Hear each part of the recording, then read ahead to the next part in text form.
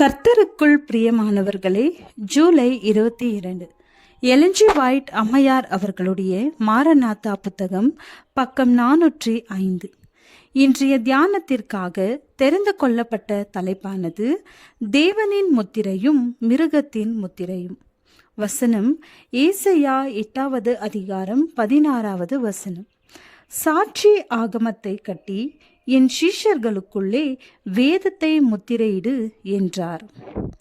தவணையின் கால முடிவிற்கு முன்னர் உயிரோடு இருக்கும் நீதிமான்கள் தேவனுடைய முத்திரையை பெற்றுக்கொள்வார்கள்.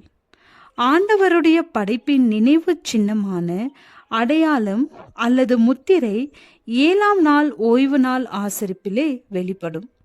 இதற்கு எதிரானது மிருகத்தின் முத்திரையாகும். அது வாரத்தின் முதல் நாள் ஆசரிப்பாகும். ஞாயிற்றுக்கிழமை ஆசரிப்பு இன்னும் மிருகத்தின் முத்திரையாகவில்லை. இந்த விக்கிரகமாகிய ஓய்வு நாளை மனிதர் வணங்கத்தக்கதாக சட்டம் இயற்றப்பட்டு நடைமுறைப்படுத்தப்படும் வரை அது மிருகத்தின் முத்திரையாக இருக்காது.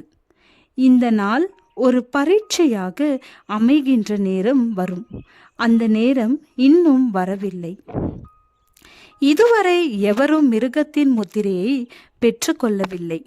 அந்த சோதனை காலம் இன்னும் வரவில்லை. ரோமன் கேத்தலிக் சபையையும் சேர்த்து அனைத்து சபைகளிலும் உண்மையான கிறிஸ்தவர்கள் இருக்கிறார்கள். அவர்களுக்கு வெளிச்சம் கிடைத்து அந்த 4ஆம் கற்பனைக்குரிய கடமையை அறியும் வரை அவர்கள் கண்டனம் செய்யப்பட மாட்டார்கள். போலியான ஓய்வு நாளை நடைமுறைப்படுத்துவதற்காக சட்டம் இயற்றப்படும் பொழுது மிருகத்தையும் அதன் சொரூபத்தையும் வணங்குவதற்கு எதிராக 3ஆம் தூதனின் உரத்த சத்தமானது மனிதரை எச்சரிக்கும் பொழுது பொய்யான மற்றும் உண்மையான ஓய்வு நாளிற்கு இடையேயுள்ள கோடு தெளிவாக போடப்பட்டுவிடும். பின்னரும் தொடர்ந்து மேலும் மீறுதலிற்குள்ளாக இருப்பவர்கள் மிருகத்தின் முத்திரையை பெற்றுக்கொள்வார்கள்.